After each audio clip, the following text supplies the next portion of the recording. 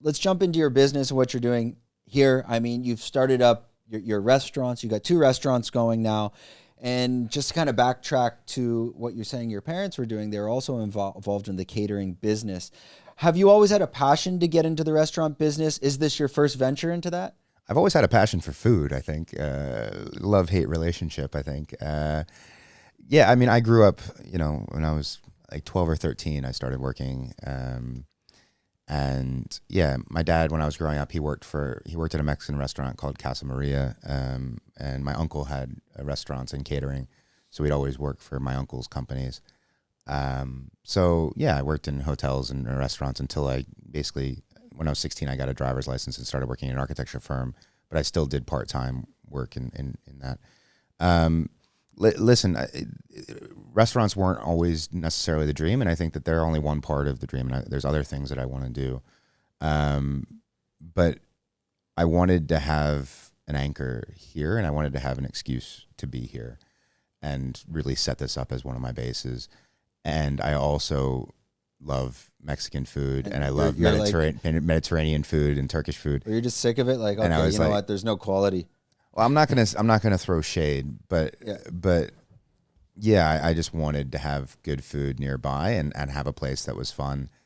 It doesn't take itself too seriously. So, we've got we're on Fight Street, so we've got the luchador masked Mexican wrestler like Nacho Libre theme to it. So I like to have an excuse to wear ridiculous shirts, and it's fun, and I like good food. So getting a proper chef, Mexican chef to come down. We brought him down from Bangkok. Our Turkish restaurant, we've got a real Turkish chef. I want to eat good food, and I want everybody else to eat good food too. How did the concept for the Lucha Libre, how did this come together? I mean, you can go many different directions with a Mexican restaurant. Why this? I mean, we're on a street full of some of the scariest wrestlers in the world.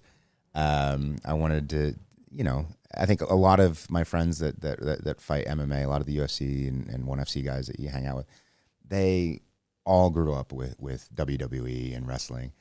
So I thought, what better, theme to have on a street full of scary fighters than, mass Mexican wrestling. And, I think having that like cheeky, branding, we can play with it a little bit. So we're just doing this hot wings challenge now, where we've got like hot sauce that I brought over from the States, has like Carolina Reapers, like the hottest chili peppers you can get. So we're doing a hot wing challenge, and we're doing the heel, like the typical wrestler heel, calling you out. You can't do this. You're gonna fail. You think you're tough. You're a big bodybuilder. Look at you with your steroids, but you can't even handle these 6 little chicken wings. You can have fun with it. Yeah, that stuff. I tried your Poirier, but the hotter one, and just a little dab. Fuck me, man. It's strong. Oh, dude, the Poirier is nothing, bro. That's not even... You had 2 of them. One of them was okay. The other one kicked my ass. I'm not a super spicy guy. Oh yeah. You should come try it then. It's entertaining for me.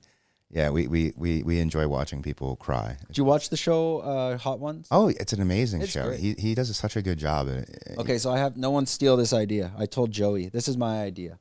I don't know what to call it. I was thinking tuck tales, but that's not going to be the show. It's just the idea. My idea is it's a mix of comedian in cars getting coffee and Hot Ones.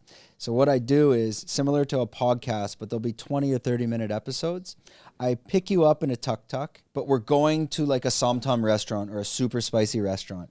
And we have the Hot Ones interview. So the interview starts in the tuk-tuk, us going there, which adds another dynamic because people get to see Thailand. There's always something crazy going on the road, like people with 10 kids on. There's going to be cool stuff to see on the drive. And then once you get there, then you start the interview. And the one idea, but we could do it with other spicy food, is you start with just a somtam and you start with 1 chili. And then we just follow the Hot Ones recipe. You add 2, 3 until... The problem is that guy can hold his spice and do the conversation. I won't be. I'll be the one fucked up.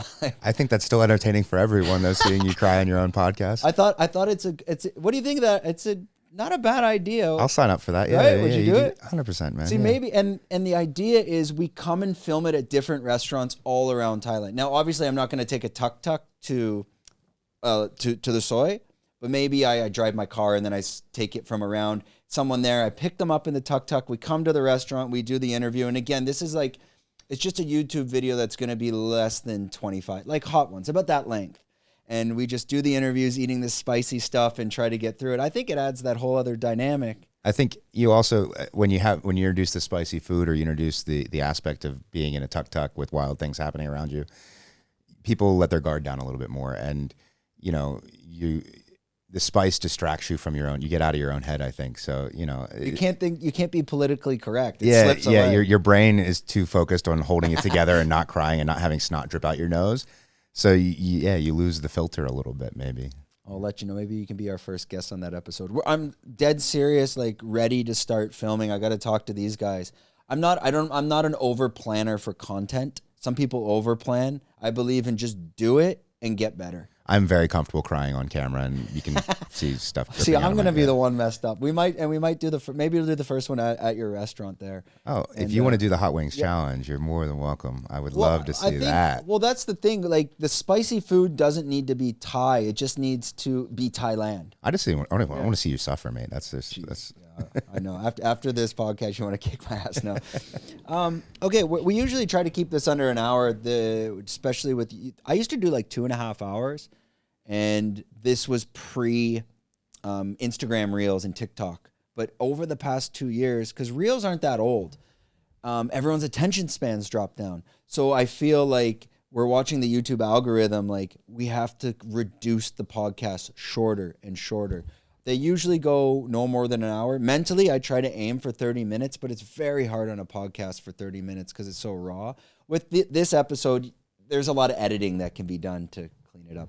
If you enjoyed this content, we're doing 5 clips like this a week. If you want to watch the full podcast, click here.